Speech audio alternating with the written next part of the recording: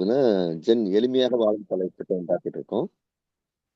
அதுல முதல்ல 10 டாபிக் இருக்கு. முதல் டாபிக் வந்து வெறுமைக்கு நேரம் ஒதுக்குங்கள் அப்படிங்கிறாங்க. அதாவது எத பத்தியுமே சிந்திக்காம இருக்கிறதுங்கிறதுக்கு நமக்கு நேரம் இருக்கா?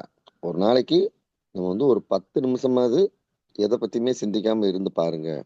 அப்படி இருக்கும்போது, உங்களோட நிகழ்காலத்த வந்து நீங்க வந்து அப்படியே அவதானிக்க முடியும் அப்படிங்கிறாங்க. அந்த எந்தவித சிந்தனையும் இல்லாம ஒரு 10 நிமிஷம். இதுக்குன்னே நேரம் ஒதுக்குங்க. வெறுமையா இருக்கிறதுன்னு சொல்லி. ஏன்னா இயற்கையில் நடக்கிற ஒரு நுண்ணிய மாற்றங்கள உங்களால உணர முடியுங்கங்க. உங்களோட கவனம் சிதறடிக்கப்படாம இருக்கும்போது, இப்படி உங்களோட தூய்மையான, நேர்மையான சுயம் வெளிப்படும். எப்பலாம் நம்ம வெறுமையில இருக்கோமோ, நம்மளோட தூய்மையான, நேர்மையான சுயம் வெளிப்படும் அப்படிங்கிறாங்க. டாபிக் 2 வந்து, எப்போதும் ஏதாவது ஒரு வேலையில மூழ்கி இருக்குங்கிறது வந்து, உங்களோட ஊக்கத்த இழக்க செஞ்சுரும். உங்களோட ஃப்ரெஷ்னஸ குறைச்சிரும் அப்படிங்கிறாங்க. உதாரணத்துக்கு அதுக்கு வந்து என்ன சொல்றாங்கன்னா, எப்பயுமே நான் பிஸியா இருக்கேன், டைட் ஷெட்யூல்ல இருக்கேன் அப்படிங்கிறவங்களுக்கு வந்து, அட்லீஸ்ட் ஒரு 15 நிமிஷம் முன்னாடியாவது எந்திரிச்சிருங்க. அப்படி கண் விழிக்கும்போது செய்ற மிக மிக முக்கியமான பயிற்சி அவங்க சொல்றது வந்து, அடிவயிறு வர மூச்சை இழுத்து மெதுவா சுவாசிக்கிறது. அத எந்திரிச்சு உட்காந்தோம்னா, அடிவயிறு வர நம்ம இழுக்கிற மூச்சு வந்து ஆழ்ந்த அடிவயிறு வரைக்கும் மூச்சு இழுத்து மெதுவா சுவாசிங்க. எப்பலாம் சுவாசம் சீராகுதோ, உங்க மனசு அமைதியாகும்.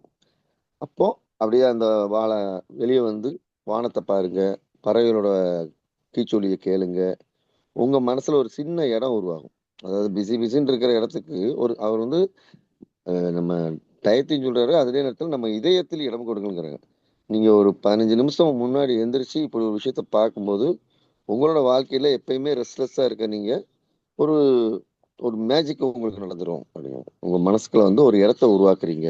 இந்த இது. 3வதா வந்து அதிகாலை காற்றை ரசித்து அனுபவியுங்கள். 3வது டாபிக். நமக்கு வந்து இருக்கிற எல்லா நாட்களும் வந்து பொதுவா ஒரே மாதிரியே அல்ல. ஒரே மாதிரியே கிடையாது. ஒவ்வொரு நாளும் மாற்றங்கள் நம்மள சுத்தி நடந்துகிட்டு இருக்கு. அதுக்கான ஒரு விஷயம் வந்து என்ன, காலையில எந்திரிச்சோன அதிகாலையில நம்ம பார்க்கும்போது, அந்த காற்றோட சுவை, குளிர் வரும், சில நாள் ஹீட் வரும். அதுக்கப்புறம் நம்மளோட அந்த காற்று வந்து கன்னங்கள உரசிட்டு போற அந்த குளிர் காத்தோட வருடலு, அந்த வானத்தோட ஓவியம் எப்படி மாறிக்கிட்டே இருக்கு. இப்படி நம்மள சுத்தி மாறிட்டு இருக்கிற ஒவ்வொரு விஷயத்தையும் கவனிக்கும்போது வந்து, அந்த அதிகாலை நேரத்த அனுபவிச்சு உணரும்போது அந்த சுவாசத்த உணர்ந்து ஃபீல் பண்ணும்போது, நம்ம மனசுக்கு ஒரு புத்துணர்ச்சிய குடுக்குறோம் அப்படின்னு. நம்ம மனசுக்கு ஒரு புத்துணர்ச்சி குடுத்து, அந்த நாள வந்து நம்ம ஆரம்பிக்கிறோம். அது ரொம்ப ஒரு அருமையான ஒரு தியானம் மாரி அப்படிங்கிறாங்க. அதிகாலை காற்றை ரசிங்க. 4வது, நம்ம காலணிகளை கழற்றியவுடன் அருகருகே வரிசையாக அடுக்கி வைங்க. நம்ம தினது ஒரு ரொம்ப சின்ன விஷயமா இருந்தாலும், அதுல நம்மளோட ஒழுங்கு என்ன அப்படிங்கிறத பார்க்குறாங்க. அப்போ உங்க மனசோட ஒழுங்கின்மை அப்படிங்கிறது உங்களோட பாதத்துல தெரியும். இந்த ஒரு பழக்கத்த நீங்க வளர்த்துக்கிட்டீங்கனாலே, விவரிக்க முடியாத அளவுக்கு ஒரு ஒழுங்கு உங்ககிட்ட வரும். ஒரு அழகு வரும். ஒரு மனிதன் இது வந்து உங்களோட இயல்பா மாறிரும் அப்படிங்கிறாங்க. ஸோ ஒரு சின்ன விஷயமா எப்பவும் எந்த இடத்துக்கு போனாலும் இந்த ஒரு விஷயத்த வச்சே நாங்க எல்லாத்தையுமே கணக்கிட்டு வாங்கலாம். ஜப்பானியர்கள் வீட்டுக்கு போம்போதும் சரி, வெளியில மத்த இடங்களுக்கு உள்ள நுழையும்போது, அந்த காலணிகள் இருக்கிறத வச்சு அவங்களோட சூழல் எப்படி இருக்குங்கிறத புரிஞ்சுக்கிறாங்க.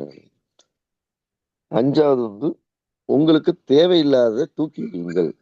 நமக்கு நம்மளோட சூழல வந்து நல்லா வச்சுக்க விரும்பணும்னாலே, நமக்கு வந்து இருக்கிற தேவையில்லாத பொருட்கள தூக்கி எறிங்க. நம்ம ஒரு புது பொருள் ஏதாவது ஒண்ண கைவசப்படுத்த போறோம், வாங்க போறோம்னாலே, பழைய பொருட்களுக்கு விடை கொடுத்து அனுப்பிருங்க. அந்த பழைய பொருட்களுமே நம்ம குடுக்கும்போது எப்படி சொல்லணும்னா, எனக்கு இத்தன நாள் இந்த பொருள் என் கூட இருந்ததுக்கு நன்றி அப்படின்னு சொல்லி, அந்த பொருள மத்தவங்களுக்கு குடுக்குறதோ, இல்ல வெளிய போடுறதோ, அந்த மாரி விஷயங்கள் செய்யும்போது வந்து, பழைய பொருட்களுக்கு விடை கொடுத்துட்டு புதிய பொருட்கள் வாங்குங்க. இத நம்ம செய்யும்போது வந்து, மனசு வந்து ரொம்ப லேசா இருக்கும். லேசான இதயத்தோட வாழ்றோம் அப்படின்னாலே, நம்ம எப்ப எதுலேருந்து ஆரம்பிக்கிறோம், வேண்டாத பொருட்கள எப்ப தூக்கி எறியுறோமோ, அதுலருந்து தான் நமக்கு வாழ்க்கை தொடங்கும். அதனால தேவையில்லாத தூக்கி எறியுங்கள். 6வது, உங்களுடைய மேசையை ஒழுங்குபடுத்துங்க. எல்லாமே சின்ன சின்ன விஷயம் தான். ஆனா, அவங்க அத எவ்வளோ ஆழமா சொல்லியிருக்காங்கன்னா, உங்க மேசைங்கிறது உங்களோட மனச பிரதிபலிக்கிற ஒரு கண்ணாடி. நீங்க உங்க டேபிள வச்சுக்கிற விதத்துல வந்து, அதுல எவ்வளோ நேர்த்தியா, அதுல வைக்கிற பொருட்கள், அந்த எடுத்து வச்சு அத வச்சு வேலை செய்யும்போது வந்து, ரொம்ப சிறப்பா செயல்பட முடியும். நீங்க நார்மலா வந்து மத்தவங்க அந்த மேசைய வந்து ரொம்ப குழப்பமா இருக்கிறதுக்கும், நம்ம மனசுக்கும் மிகப்பெரிய சம்மந்தம் உண்டு. அவங்க அத எப்படி சொன்னாங்க, நாங்க ஒரு கோவிலையோ, மத்த இடத்தையோ சுத்தப்படுத்தும்போது, ஒவ்வொரு இடத்தையும் சுத்தப்படுத்தும்போது, எங்க மனச வந்து அப்படியே பளிச்சுன்னு மாறுது. எங்க மனசு வந்து சுத்தமாகுது. அப்ப சுத்தப்படுத்துற ஒவ்வொன்னுமே நாங்க ரொம்ப விரும்பி செய்றோம். அதுல இந்த டேபிள்ல நம்ம சுத்தி இருக்க நம்ம சூழல்ல உள்ள ஒவ்வொன்னையும் ஒழுங்கா வச்சுக்கிறோங்கிறது வந்து, நம்ம மனசு எவ்வளவு வலிமையாகும் உறுதியாகுங்கிறத நீங்க அனுபவிச்சு செஞ்சு பாருங்க. உங்க டேபிளை வந்து சுத்தப்படுத்துங்க, ஒழுங்குபடுத்துங்க. அதுக்கப்புறம் மனம் கமழ்கின்ற ஒரு காப்பியை தயாரிக்கங்கிறாங்க. இது வந்து எப்படின்னா பொதுவா காஃபி மிஷின்ல சாப்பிட்றதுக்கும் நம்ம டே டு டே லைஃப்ல உள்ள நானே போய் ஒரு காப்பி பொடி எடுத்து சுள்ளி பொறுக்கி அதுக்கப்புறம் அதை வச்சு நான் காப்பியை தயாரிக்கும் போது அதுல வந்து ஒரு உயிரோட்டம் இருக்குது. ஸோ இது அவங்க ஒரு சின்ன விஷயத்துக்கும் வந்து நிதானமா அந்த ஒரு உயிரோட்டத்தமா செய்யறதுக்கான ஒரு விஷயமா அந்த விஷயம் சொல்றாங்க. எட்டாவதா ஒரு பேப்பர்ல ஒரு பேனா வச்சு நம்ம எழுதும்போது ஒரு காகிதத்துல ஒரு பேனா வச்சு எழுதும்போது எவ்வளவு அக்கறையோட எழுதணுமோ எழுதுங்க. அது உங்க கவனத்தை வந்து உள்முகமா விட்டு போகும். ஏன்னா ஒரு அழகான எழுத்துக்களோ ஒரு ஓவியமோ நம்ம வெளிப்படுத்துறோங்கிறது வந்து நம்ம அகத்தோட தூய்மையை வந்து வெளிப்படுத்தும். நீங்க அதுல ஈடுபடும்போது எல்லா கவனச்சிதறலையும் வந்து விடுபட்டுட்டு கவனம் வந்து முழுக்க வந்து அந்த பேப்பர்லயும் பேனாலையும் அதை எழுதும்போது அவ்வளவு கவனமா ஆர்வமா அதை எவ்வளவு அழகா செய்யணுங்கிற அந்த செய்யும்போது நீங்க உங்க சுயத்தோட நடக்கிற ஒரு கான்வர்சேஷன் மாதிரி இருக்கும், ஒரு உரையாடல் இருக்கும். அந்த அளவுக்கு அதோட உறவு கொண்டு அதை எவ்வளவு அழகா செய்யணுங்கிறத ஒரு காகிதத்துல ஒரு பேனா வச்சு எழுதுறது அவ்வளவு அக்கறையோட எழுதுங்கிறது முக்கியமான விஷயம் சொல்லியிருக்காங்க. அதுக்கப்புறம் 9வது உரத்த குரலை பயன்படுத்த முயற்சிங்க. நம்ம ஒரு விஷயத்த சத்தமா பேசும்போது வந்து நம்ம குரலே நம்ம கேட்க முடியும். அப்போ உங்க குரலே நீங்க கேட்கும்போது வந்து அதுல வந்து உங்களுக்கு ஒரு மூலையில ஒரு டியூன் நடக்கும், ஒரு தூண்டப்பட்டிருக்கும். அதை வந்து நீங்க இப்போ சில பேர் மந்திரம் சொல்லும்போது வந்து ரொம்ப அழுத்தமா அந்த மாதிரி ஆழமா சொல்லுவாங்க. அது மாதிரி இது வந்து உங்களோட ஒரு சின்ன விஷயமா காலை வணக்கம் அப்படிங்கறத கூட நல்ல ஒரு உரக்க சொல்லி பழகுங்க. அது வந்து உங்களுக்கு வந்து ஒரு ஒரு நல்ல ஃபீல் பண்ண வைக்கும் உங்களை அந்த விஷயம் அப்படிங்கிறாங்க. அடுத்தது சாப்பாடு விஷயங்கள்ல நம்ம எதை சாப்பிட்டாலும் 10வது டாபிக், எதை சாப்பிட்டாலும் எதை பருகினாலும் குடிச்சாலும் முழு கவனத்தோட செய்யறோமா இதயபூர்வமா செய்யறோமா அப்படிங்கிறது தான். எதை உட்கொண்டாலும் எதை பருகினாலும் அதை இதயபூர்வமாக செய்யுங்கள். அது சாப்பிடுறதுன்னா சாப்பிடல அதீத கவனத்தோட செய்யுங்க. அதை எதை வந்து சாப்பிட்டாலும் சரி எந்த இருந்தாலும் சரி நம்மளோட முழு கவனமும் அதுல தான் இருக்கணும். அந்த சாப்பிடும்போதே அந்த சமைச்சவங்க அந்த சமைச்சதுக்கு உள்ளவங்க எப்படி சமைச்சாங்க அவங்கள பத்தியும் அந்த காய்கறிகளை வந்து விளைஞ்ச தோட்டங்களை பத்தியும் அந்த இயற்கை நம்ம கொடுத்த இந்த கொடைக்கும் நன்றி சொல்லிட்டே சாப்பிடுங்க. இது வந்து நூற்றுக்கணக்கான கையில மாறி நம்ம கிட்ட வந்திருக்கு. அந்த ஒரு உணர்வோட அதை நம்ம சாப்பிடுங்க. ஏன்னா இது வேற ஒரு ஜீவனால பயிரிடப்பட்டு இங்க இருக்கிற ஒரு ஜீவனுக்கு கொடுக்குது, நமக்குள்ள இருக்கிற ஒரு ஜீவனுக்கு கொடுக்குது, அதை போற்றி பாராட்டணும் அப்படின்னு சொல்லி சொல்றாங்க. 10வது. இப்போ இன்னைக்கு நம்ம பார்க்க போறது 11வது டாபிக். சாப்பிடுற விஷயத்துக்கு அவங்க திரும்ப வைக்கணும். அதாவது எப்படி சொல்றாங்க, உணவு அருந்தும் போது ஒவ்வொரு கவலத்திற்கும் இடையே இடைவெளி விடுங்கள் அப்படிங்கிறாங்க. நம்ம சாப்பிட்றதுல இவங்க ஜப்பான்ல வந்து மெயினா என்ன சொல்றாங்கன்னா சைவ உணவு தான் சாப்பிட்றாங்க. அவங்க காலை உணவுக்கு பேரு ஷேஷோக்கு அப்படின்னு வச்சிருக்காங்க. அதாவது எப்படின்னா ரொம்ப எளிமையான உணவு தான், அரிசி கஞ்சி ஊறுகாய். மதிய உணவுக்கு வந்து டென்ஷன் அப்படிங்கிறாங்க. அந்த அரிசி கஞ்சி ஊறுகாயோட சூப்பு ஒன்று இருக்கும். இரவு ஒண்ணுக்கு வந்து யாக்குஷக்கி அப்படிங்கிறாங்க. அதுல வந்து சூப்பு கஞ்சி கூட காய்கறிகள் இருக்கும். இந்த எளிமையான உணவு தான். ஆனா இதுக்கு ஒரு 5 பாயிண்ட் சொல்லியிருக்காங்க. இந்த உணவை வந்து எங்ககிட்ட கொண்டு வந்து சேர்த்தவங்களோட உழைப்பை வந்து நாங்க வந்து ரொம்ப மெச்சுறோம். அதுக்கு நாங்க எப்பயும் நன்றி உணர்வோட இருக்கிறோம். அப்புறம் என்னோட தினசரி நடவடிக்கையில ஏதாவது தினசரி செயல்பாட்டுல ஈடுபட்டுக்கிட்டே இருக்கும்போது கூட அந்த இடையில நான் அந்த உணவு கொடுத்தவங்களுக்கு நான் ஒரு நன்றி சொல்லி நினைச்சு பார்க்கிறேன். 2வது பாயிண்ட். 3வது, எந்த பேராசையும் இல்லாம கோபமும் இல்லாம என்னை சுத்தி இருக்க நடக்கிற அத்தனை விஷயத்தையும் ஒரு பிரஞ்சையோட நான் வந்து இந்த உணவை ரசிச்சு சாப்பிடணும் அப்படிங்கிறது 3வது.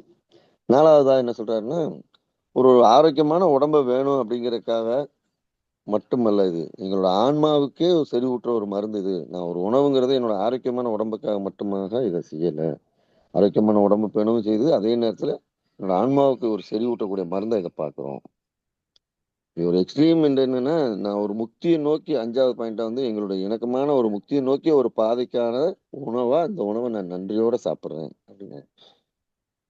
இதுல வந்து பசியை போக்குறதுக்காக மட்டும் நாங்க சாப்பிடுறது இல்ல, பசியை போக்குறது மட்டும் நமக்கு உணவு கிடையாது. இதுவே ஒரு தியான பயிற்சி மாதிரி. அந்த பயிற்சியை வந்து நடைமுறையில செயல்படுத்தி செஞ்சு பாருங்க அப்படிங்கிறாங்க. உணவு மூலமா நம்ம ஒரு கவனத்துல அந்த முழு கவனத்தோட அதை நன்றி சொல்லி சாப்பிடும்போது நமக்குள்ள அப்படி ஒரு மாற்றம் நிகழும். 12வது, சைவ உணவோட பயன்கள். அதை சைவ உணவுக்கு இவங்க முக்கியத்துவம் கொடுக்காங்க. ஒரு ஒரு துறவி ஒருத்தர், உயர்ந்த துறவி ஒருத்தர் இருக்காருன்னா அவங்க முகம் வசீகரமா இருக்கும். அவங்க உட்கார்ந்து இருக்கும் போதும், நிற்கும் போதும், நடக்கும் போதும் அவங்களோட உடம்பு வசீகரமா இருக்கும். அது காரணமா என்ன சொல்லுவாங்கன்னா, அவங்க உடம்புக்கு ஊடா அந்த தோல் வழியா அவங்களோட உணவும், அவங்களோட அவங்க உட்கார்ந்துருக்க அந்த ஒவ்வொரு விஷயமும் உள்ள இருந்து வெளிப்படும். அவங்க சாப்பிட்ட உணவின் வழியாக வெளிவரும் அப்படிங்க. ஏன்னா மனசுக்கும் உடம்புக்கும் ஒரு நேரடியாவே தொடர்பு இருக்கு. நம்ம மனசை கூர்த்திட்டோம்னா ஒரு வலிமை வேணும் அப்படின்னு நம்ம உணவு வந்து உடலுக்கு மட்டும் செறிவூட்டுறது கிடையாது, மனசுக்கும் கொடுக்குது. அப்ப நம்ம சாப்பிடுற உணவுல வந்து அதீத முக்கியத்துவம் கொடுங்க. குறிப்பா அவங்க சொல்றது வந்து குறிப்பா முக்கியத்துவம் வந்து காய்கனிகள் அடங்கிய சைவ உணவை உட்கொள்ளும் போது மனம் அமைதி அடையுது. அது வந்து ஒரு தோலுக்கும் ஒரு மினுமினுப்பை கொடுக்குது. இறைச்சிங்கிறது வந்து ஒரு போர்க்குணத்தை கொடுக்குது. ஸோ உங்களால ஒருவேளை நான்வெஜ்ஜை தவிர்க்க முடியலன்னா அட்லீஸ்ட் வாரத்துக்கு ஒரு நாளாவது சைவ உணவை சாப்பிடுங்க அப்படிங்க. அதாவது தொடர்ந்து நான்வெஜ் சாப்பிட்றதுக்காக கொடுத்துருக்காருன்னு நினைக்கிறேன். வாரத்துக்கு ஒரு நாளாவது சைவ உணவு சாப்பிட்றதுக்கு முயற்சி செய்யுங்க. உங்களோட உடம்பையும் மனசையும் நல்ல ரொம்ப ஸ்பீடா தூய்மைப்படுத்துற ஆற்றல் வந்து ஒரு சைவ உணவுக்கு உண்டு அப்படிங்கிறாங்க. அடுத்தது 13வது டாபிக், உங்களுக்கு பிடித்தமான வார்த்தைகளை நாடுங்கள். அதாவது உங்களுக்கு பிடித்தமான வார்த்தை நீங்க உங்க மனசோட செலவிடுற நேரம் இது. எல்லாமே வெறுமையில இருந்து தான் பிறக்குது. அப்ப ஜப்பான்ல வந்து இப்ப ஒரு வீடு இருக்கும், அந்த வீட்டு மாடத்துல வந்து அதுக்கு பேர் வந்து டொக்கோனோமோம்பாங்க. அந்த மாடத்துல வந்து ஒரு காகித சுருள் மாதிரி தொங்க விட்டுருப்பாங்களாம். அதுல வந்து ஒரு ஓவியம் வளைஞ்சிருக்கும், இல்லைன்னா அழகான ஒரு எழுத்துல ஒரு ஒரு பஞ்ச் டைலாக் மாதிரி ஒரு தத்துவமான ஒரு வார்த்தைகள், ஒரு வசனங்கள் இருக்கும். அந்த மாதிரி விஷயங்கள் வச்சிருப்போம். அது அந்த வீட்டுல உள்ளவங்களோட அவங்களோட வாழ்க்கை முறையை வந்து உணர்வையும் பிரதிபலிக்கிற மாதிரி தெரியும். அதுல என்ன செய்யணும்? இப்போ நம்ம உதாரணத்துக்கு மெய்ப்பொருள் காண்பது அறிவு. ஒரு வார்த்தையிலே வந்து நம்ம புரிஞ்சுக்கிற மாதிரி அவங்க ஒவ்வொரு எழுத்துன்னு வச்சிருப்பாங்க. அதுல ஒரு ரொம்ப தேர்ந்தெடுத்த ஒரு வார்த்தையை சொல்றாங்க. என்ன சொன்னா, இப்ப நான் எனக்கு ரொம்ப குழப்பத்துல இருந்தேன்னு நான் எழுதியிருக்க வாசகம் என்னன்னா, வெறுமைக்குள் எல்லையற்ற ஆற்றல் ஒளிந்திருக்கிறது அப்படின்னு சொல்லி அந்த ஜப்பான் துறவி சொல்றாரு. வெறுமைக்குள் எல்லையற்ற ஆற்றல் ஒளிந்திருக்கிறது. மனசுங்க வந்து பிறக்கும்போது எதையும் கொண்டு வரல. ஒவ்வொருக்குள்ளும் எல்லையற்ற ஆற்றல் உள்ள இருக்குங்கிறது தான் அதோட பொருள். எனவே நம்ம வந்து அன்றாட வாழ்க்கையில் கவலைப்படுறதுக்கோ பயப்படுறதுக்கோ எதுவுமே இல்லை. ஒரு எல்லையற்ற ஆற்றல் கொண்ட ஒருத்தரை நாம இருக்கிறோம்.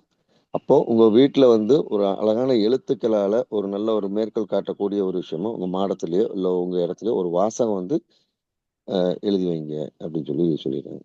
உங்களுக்கு பிடித்தமான வார்த்தைகளை நாடுங்கள். 14வது, உங்களுடைய உடைமைகளை படிப்படியாக குறைத்துக் கொள்ளுங்கள். அதாவது உங்களுக்கு தேவையானதை மட்டும் சேர்த்து வைங்க. அதோட இன்னொரு மீனிங்னா நம்மகிட்ட ஏற்கனவே இருக்கிறத செம்மையா பயன்படுத்துறோமா, இருக்கிற விஷயத்த செம்மையா பயன்படுத்துங்க. இவங்க வந்து அங்க கியோட்டோல உள்ள ஒரு கோயில்ல வந்து ரியோன்ஜிங்கிற ஒரு பாறை தோட்டம் இருக்குமா. அந்த தோட்டத்துக்கு போற அந்த தோட்டம் வந்து ஒரு மிக முக்கியமான ஒரு எடுத்துக்காட்டா சொல்றாரு. உயர்ந்த தோட்டமா இருக்கக்கூடாது. அதுல வந்து ஒரு பெரிய குட்டை, நீரோடை, நீர் தொடர்பான எதுவுமே இருக்காது. பொதுவா ஒரு தோட்டம்னாலே அந்த நீரோடைகள் இருக்கிறத தான் நம்ம யோசிப்போம். ஆனா அந்த எதுவுமே இருக்காது. ஆனா ஒரு நீரோட்டம் இல்லாத ஒரு இடத்துலயும் அந்த நீரோட்டம் இருக்கிற ஒரு உணர்வு உங்களுக்கு ஏற்படும். ஏன்னா இந்த தோட்டத்துல வந்து நம்மளோட ஒரு சுதந்திரமான மனதோட அந்த அந்த உணர்வை ஏற்படுத்துவதற்கான ஒரு கற்பனையை உருவாக்கி அந்த இடத்துல ஒரு தோட்டத்தை உருவாக்கியிருக்கோம். அப்போ இது வந்து உங்களுக்கு என்ன கொண்டு வரும்னு, அதாவது நீர் ஓடிக்கொண்டிருக்க உணர்வை ஏற்படுத்துவதற்கு எப்போதும் நீரை பயன்படுத்த வேண்டிய தேவையில்லை. தேவையில்லாதவற்றை அப்புறப்படுத்திவிட்டு அங்கு இருப்பவற்றை கற்பனை திறனுடன் ஒரு தோட்டத்தை நீங்கள் உருவாக்கலாம். என்ன இருக்குதோ அதுல உங்களோட கற்பனை திறனை கொடுத்து ஒரு தோட்டத்தை நீங்கள் உருவாக்கலாம் அப்படிங்கிறாங்க. அன்றாடம் உங்க வீட்டுக்கு தேவையான பொருட்களை வாங்கும்போது கூட ஒரு புதுசா ஒரு பொருளை வாங்கறதுக்கு முன்னாடி அது உண்மையிலே நமக்கு தேவையா, உங்களுக்கு தேவையா என்று யோசிங்கள். உங்கள் வீட்டுக்கு தேவையான பொருட்களை வாங்கும்போது புதிய பொருட்கள் தேவையா. ம். மேலும் மேலும் பொருட்களை சேர்த்துட்டு இருக்கிறது வந்து சுதந்திரம் கிடையாது. இருப்பவற்றை யார் செம்மையா பயன்படுத்துற மனப்போக்க வச்சுக்கிறாங்களோ அவங்க தான் வந்து சுதந்திரமானவங்க அப்படின்னு. இருப்பவற்றை செம்மையா பயன்படுத்துவது தான் இங்க உள்ள மாற்றம். 15வது, உங்களுடைய அறையை எளிமையாக வைத்துக் கொள்ளுங்கள். இவ்வாறு செய்வது உங்கள் மனதையும் எளிமையாக்கும். அதாவது எளிமைக்கும் சிக்கனத்துக்கும் இடையில ஒரு வேறுபாடு இருக்கு. எப்படி மனசுக்கும் உடம்புக்கும் இடையில ஒரு உறவு இருக்கோ, ஒரு கோழிக்கும் முட்டைக்கும் இடையில உள்ள உறவை போன்றதுங்கிறாரு. எந்த அர்த்தத்துல சொல்லிட்டேன்னு தெரியல. நீங்கள் குழப்பமற்ற ஒரு மனப்போக்கை வளர்த்துக்கணும்னு நினைச்சீங்கன்னா, உங்க உடம்பு கட்டுக்கோப்பா இருக்குன்னு நீங்க உங்க உணவின் மீது அக்கறை செலுத்தி உங்களுடைய உடலை வலுவாக்கி கொண்டால் உங்கள் மனம் வலிமையடையும். நம்ம சாப்பிட்ற உணவுக்கு தொடர்ந்து இவங்க உணவை வந்து சாப்பிடும் போதுங்கிறதுக்கு வந்து இவ்வளவு முக்கியத்துவம் கொடுக்குறாங்க. ஸோ உங்க மனசுக்கு நீங்க வசிக்கிற அந்த பௌதிக இடத்துக்கும் இடையில ஒரு தொடர்பு இருக்கு. நீங்க இருக்கிற இடத்துக்கும் உங்க மனசுக்கும். அப்போ நீங்க உங்க மனசை தெளிவா வச்சுக்க விரும்புனீங்கன்னா உங்களோட அறையில உங்களோட ரூம்ல அதிகமான பொருட்கள் இடம்பெறாம பார்த்துக்கோங்க. அதுல என்னென்ன தேவையில்லாத பொருட்கள் நீங்க சுத்தி பார்த்தீங்கனாலே உங்களுக்கே தெரியும். அதை எடுத்து வச்சுட்டு அதிகமான பொருட்கள் இடம்பெறாம பார்த்துக்கோங்க. எளிமைதான் ஜென் தத்துவத்தோட உயிர் நாடி. ஸோ எளிமைதான் ஜென் தத்துவத்தின் உயிர் நாடி. தேவையில்லாதவற்றை தூக்கி எறிவதுதான் எளிமை. ஒன்று உண்மையிலேயே உங்களுக்கு தேவை இருந்து நீங்க முடிவு பண்ணீங்கன்னா அதை நல்லா பராமரிங்க. அதை நல்லா பேணி பாதுகாத்து வச்சிருங்க. இது வந்து சிக்கனத்தோட வேறுபட்டது. இதுக்கும் சிக்கனத்துக்கு சம்மந்தம் கிடையாது. உங்களுக்கு தேவையான ஒன்று, அது ஒரு முக்கியமான விஷயமா இருந்தா சந்தோஷமா அதை வச்சுக்கோங்க. சிக்கனங்கிறது வந்து நம்ம ஒரு ஒரு மதிப்பு குறைவான பொருட்களை கொண்டு வாழ்க்கையை ஓட்டுவது மதிப்பு என்று இங்கு அந்த அர்த்தத்துல சொல்ல, ஒரு விலை குறைஞ்ச ஒரு பொருளை நான் வாங்கி சிக்கனமா வாழ்றேன் அந்த அர்த்தத்துல இங்க சொல்ல. அதை அவர் எழுதின மெத்தட்ல சொல்றேன். சிக்கனத்திலிருந்து வேறுபட்டது. சிக்கனம் என்பது மதிப்பு குறைவான பொருட்களை கொண்டு வாழ்க்கையை ஓட்டுவது மதிப்பு என்று இங்கு நான் கூறுவது விலையை மட்டும் கிடையாது. அப்பொருள் மீது நீங்கள் கொண்டிருக்கும் ஆழமான உணர்வுகளையும் உள்ளடக்கியது. நீங்கள் காலையில் காப்பி அருந்தும் கோப்பை உங்களுக்கு மிகவும் பிடிக்கும் என்றால் அதை நன்றாக பராமரித்து நீண்ட நாட்களாக வைத்துக் கொள்ள வேண்டும். இதுதான் எளிமையான வாழ்வதாகும். இப்படிப்பட்ட வாழ்க்கை முறை உங்கள் மனதை கூர்தீட்டும். உங்களுக்கு விருப்பமானதை வச்சிருங்க. அதை எவ்வளவு தூரம் நல்லா பராமரிச்சு வச்சுக்கணுமோ வச்சுக்கோங்க. அதுதான் உங்க மனசை வந்து கூர்தீட்டும். 16வது, வெற்று கால்களுடன் நடந்து பாருங்கள். ஒரு நோய் வராம இருக்கிறதுக்கு எப்படி? ஏன் துறைகள்லாம் வெறுங்கால்ல நடக்கிறாங்க?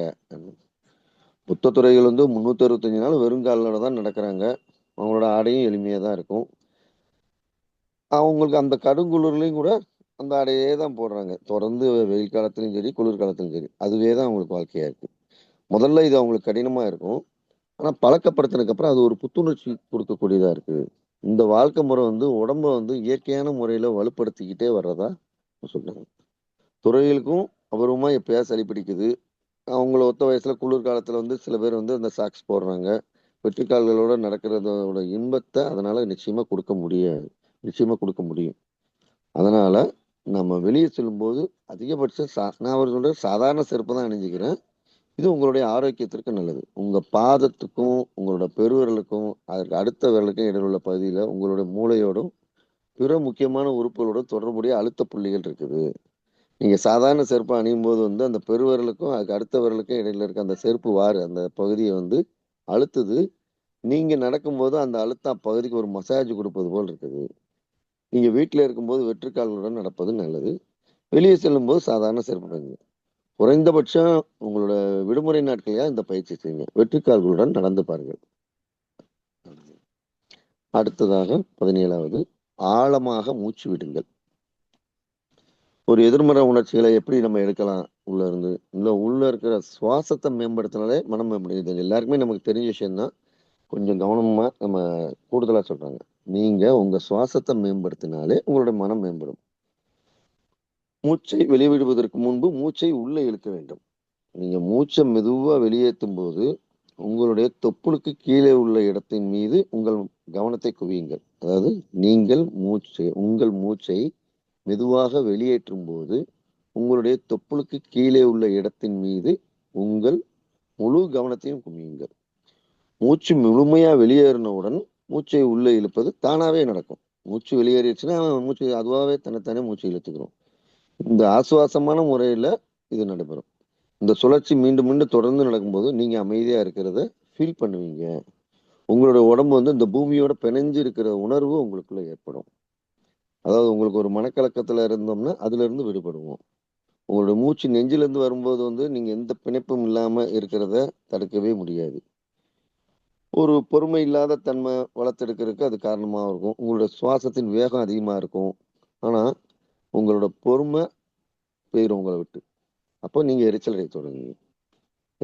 உங்களுடைய மூச்சு நெஞ்சிலிருந்து வரும்போது நீங்கள் பிணைப்பின்றி இருப்பது போல் உணர்வதை உங்களால் தடுக்க முடியாது. அது பொறுமையின்மையை வளர்த்தெடுக்கும். அதன் காரணமாக உங்களுடைய சுவாசத்தின் வேகம் மேலும் மேலும் அதிகரிக்கும். இதனால் உங்கள் பொறுமை பறிபோகும். நீங்கள் எரிச்சல் அடைய தொடங்குங்கள். கோபம், மனக்கலக்கம் போன்ற எதிர்மறை உணர்ச்சிகள் உங்களை நோக்கி படையெடுப்பதாக எப்போதெல்லாம் நீங்கள் உணர்கிறீர்களோ அப்போதெல்லாம் அடிவயிற்றிலிருந்து சுவாசிக்க தொடங்குங்கள். எப்பெல்லாம் நமக்கு ஒரு கோபம் வருதோ, ஒரு மனக்கலக்கம் இருக்கோ, எதிர்மறையான ஃபீல் வந்துகிட்டு இருக்கோ, நிறைய வர மாதிரி ஒரு ஃபீல் வந்துச்சுன்னா, அப்பெல்லாம் நீங்க அப்படியே மூச்சு ஆழமா இழுக்கிறது மூச்சு இழுத்து மூச்சு விடுங்கிறது அடிவயிற்றுல இருந்து அந்த சுவாசிக்க தொடங்குங்க. நீங்க அவ்வளவு ஆசுவாசமா உணர்வீங்க. உங்க மனசுக்கே ஒரு புத்துணர்ச்சி வரும். ஸோ நம்ம எப்பெல்லாம் மூச்சை நார்மலாவே அந்த மூச்சை இழுத்து பழகிறத ஆழமா மூச்சு இழுத்து அடிவயத்துல இருந்து மூச்சு இழுத்து பழகுங்க. 18வது, சாசன் தியான நிலையில் அமருங்கள். உட்கார்ந்து சிந்திப்பதன் விளைவு. மனுஷர்கள் நடந்துகிட்டே ஆழமா சிந்திக்க முடியாது. ஜென் பயிற்சியில் ஜாசன் தியான பயிற்சிங்கிறது ரொம்ப முக்கியமானது. ஜாசனை பற்றி பேசாமல் ஜென்னை பற்றி பேசவே முடியாது. ஏன்னா நாங்க ஜாசன்ல தொடங்கி ஜாசன்ல நிறைவு செய்யறோம். அதுதான் ஜென் பயிற்சி.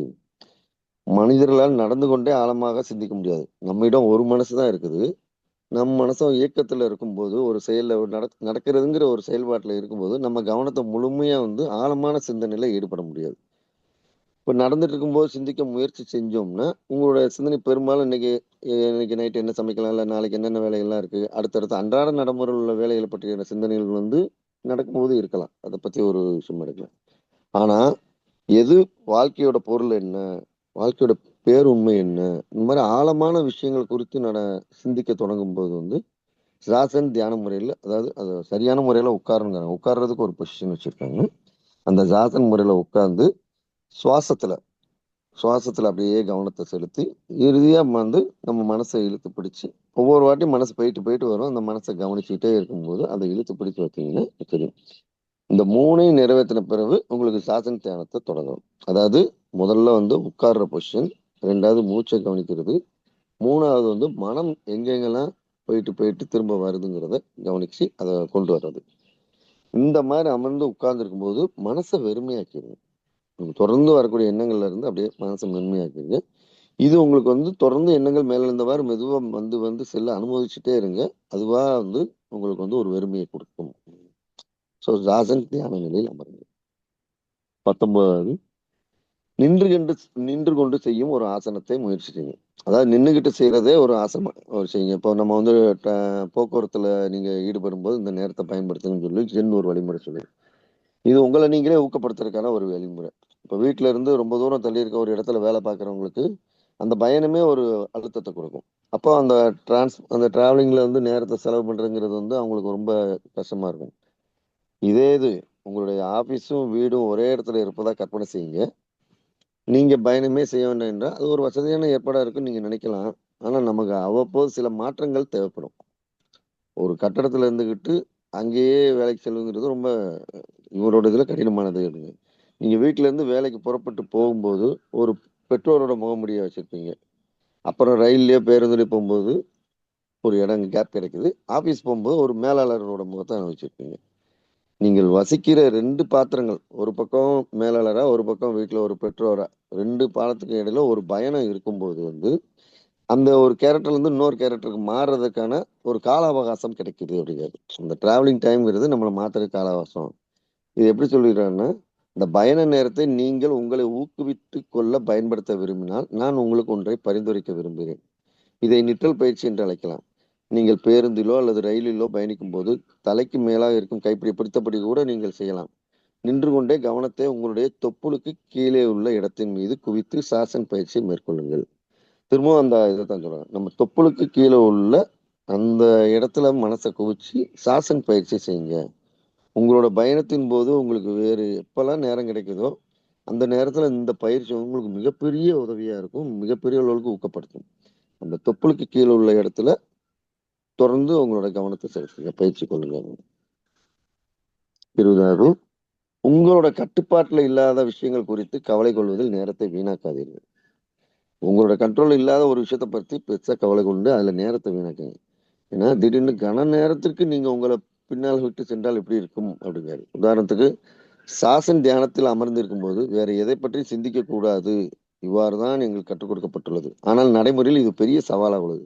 சாசன் தியானத்தில் அமரும் போது உங்களுடைய கண்களை மூடக்கூடாது. கண்கள் திறந்திருந்தா உங்கள சுத்தி உள்ள எல்லா இடத்தையும் பார்ப்பீங்க. அப்ப கண்ண திறந்துகிட்டு சுத்தி இருக்க எல்லாத்தையும் பார்க்கணும். நம்ம எவ்வளவுதான் முயற்சி செஞ்சாலும், சிந்தனை உங்களுக்கு அ வேற வேற சிந்தனைகள் வந்து போயிட்டு தான் இருக்கும். தலைமை துறவி இந்த பக்கம் வர்றாரு. நான் இந்த நிலையில உட்காரணும்.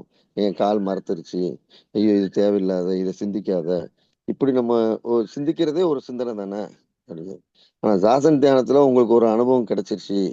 உங்களுக்கு ஒரு கணத்துல உங்களுடைய மனச ஒரு செகண்ட்ல வெறுமையாகுற அந்த விஷயத்த நீங்க வந்து ஃபீல் பண்ணும்போது அந்த பிரக்ஞை, அந்த சுயத்த பற்றியான பிரக்ஞை உங்களுக்கு அப்போது இருக்காது. இப்படிப்பட்ட கணங்களை பற்றி தான் நாங்க பேசிக்கிட்டு இருக்கோம். அதாவது சாசன் தியானத்தில் உங்களுக்கு ஓரளவு அனுபவம் ஏற்பட்டதும், ஒரு சில கணங்கள் உங்களுடைய மனம் முற்றிலும் வெறுமையாகிவிடும்.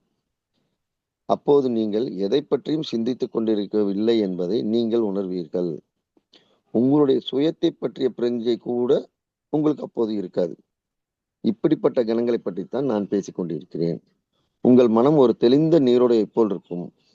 வழக்கமாக உங்களுடைய எண்ணங்களை ஊடுருவுகின்ற விஷயங்கள் கூட அப்போது மாயமாய் மறைந்துவிடும். தெள்ளத் தெளிவான ஒரு உலகத்திற்கு நீங்கள் அடியெடுத்து வைப்பதைப் போல் நீங்கள் உணர்வீர்கள்.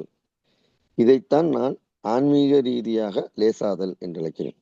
அதாவது ஒரு மனசு வந்து தெளிந்த நீரோடை போல உங்க எண்ணங்கள்ல ஓடுற விஷயங்கள் எல்லாமே அப்படியே மாயமா மறைஞ்சிரும். எதுவுமே எந்த எண்ணங்களும் வராது. மனசு ஒரு தெளிந்த நீரோடை போல இருக்கும். அப்படி ஒரு தெளிவான விதத்துல இந்த உலகத்தை நீங்க எடுத்து வைக்கும்போது அந்த அடி எடுத்து வைக்கிற விஷயத்தான் நாங்க லேசாதல் ரொம்ப லேசா இருக்குங்கிறத சொல்றோம் அப்படின்னு. இதுல வந்து இதுக்கு ஜென்ல ரொம்ப முக்கியமான இதுக்கு அடுத்து என்ன சொல்றாங்கன்னா ஜென்னோட கதைகள். அதுல ஒரு கதையை குறிப்பிட்டு சொல்றாங்க. ஒரு கவனத்துக்கான ஒரு கதையெல்லாம் ஒன்று சொல்றாங்க. அதுக்கு பேர் வந்து சதுரங்க விளையாட்டுன்னு சொல்லி.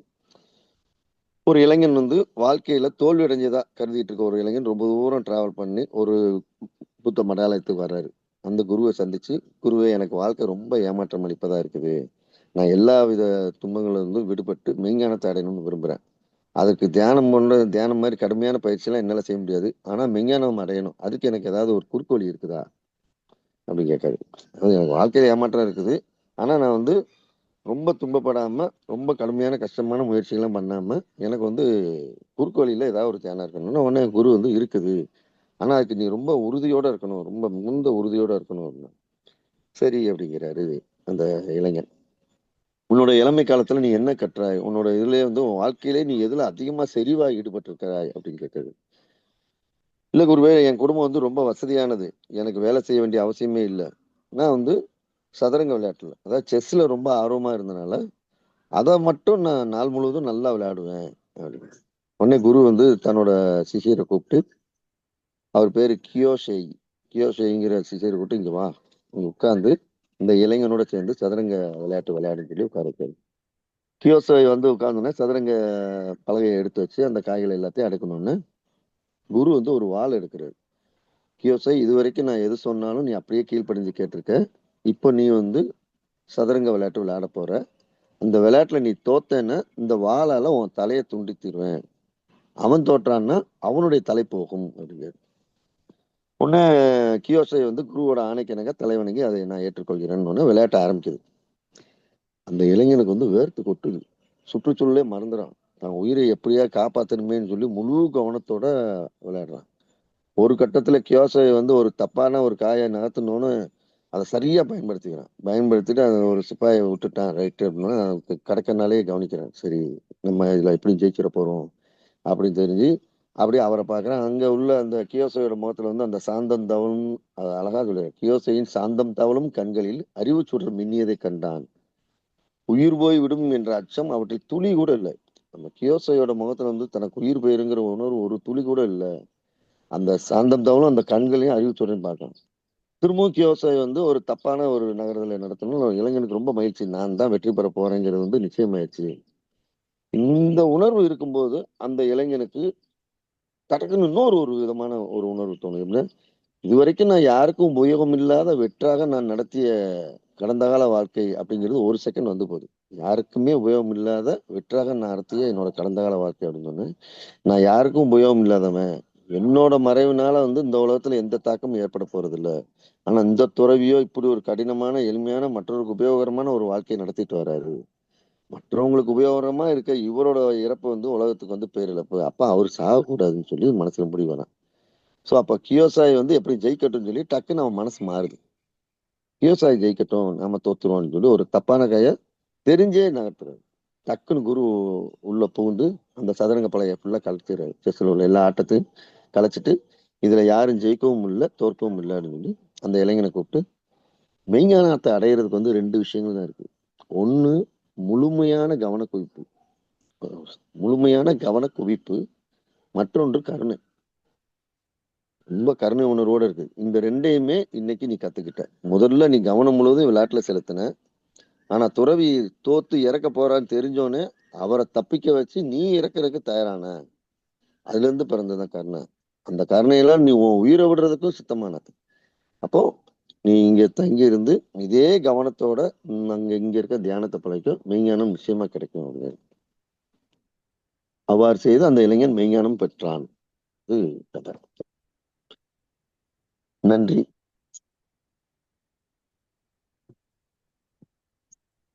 சார் 6 நிமிஷம் இருக்கு, நம்ம கட் பண்ணிட்டு திருப்பி வந்துருவோமா? Okay sir.